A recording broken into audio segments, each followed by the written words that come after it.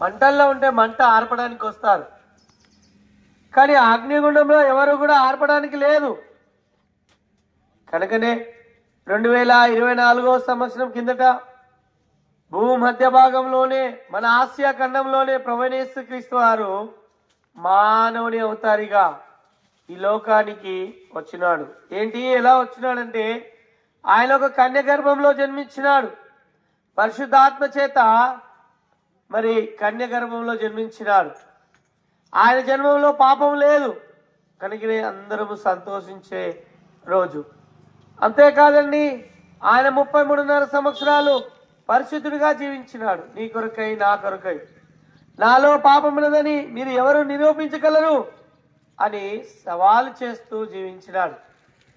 మానవుడు చెడు నడకల ద్వారా నడిచిన ద్వారా, మానవుడు చేతులతో చేసిన పాపము ద్వారా, మానవుడు కూర్చొని చెడు తలంపులు తలంచిన ద్వారా తలకు ముళ్ళ కిరీటము, కాళ్ళకు చేతులు, మేకులు, పక్కన బల్లెం పోటు, రక్తం కార్చినాడు, సమాధి చేయబడ్డాడు. 3వ దినమున మృత్యుంజయుడు తిరిగి లేచినాడు. రక్తం చిందింపకుండా పాప క్షమాపణ లేదు అని రాయబడింది. కనుక ఆ రక్తము పరిశుద్ధుని రక్తము, దేవుని రక్తము, పుణ్య రక్తము ఆయన చిందిస్తూ వచ్చినాడు.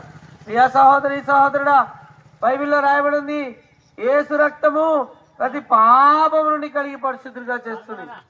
కనుక నీవు నేను కూడా పాపులం. పాపముతో చనిపోతే నరకం ఉన్నది. కనుక యేసు ప్రభువారు తన యొక్క రక్తాన్ని కార్చినాడు. కనుక నువ్వు ఎవరైనా సరే ఏ పని చేస్తున్నా పర్లేదు, చిన్నవారైనా సరే, పెద్దవారైనా సరే, ముసలి వారైనా పర్వాలేదు, యేసు ప్రభువా నేను పాపిని, నా పాపాలు క్షమించు, నన్ను కడుగమని హృదయంలో అడిగినట్లయితే, నువ్వు నోటితో ఒప్పుకున్నట్లయితే ఆయన జీవం గల దేవుడు. కనుక సమస్త పాపము నుండి మనం విడిపించి నీతివంతులుగా చేస్తారు, పరలోకానికి వైకుంఠాన్ని హక్కుదారులుగా చేస్తారు. కనుక ప్రభు యేసునందు విశ్వాసం ఉంచండి, అప్పుడు మీరు వీటి వారు గొప్ప ఆత్మరక్షణ పొందుతారు.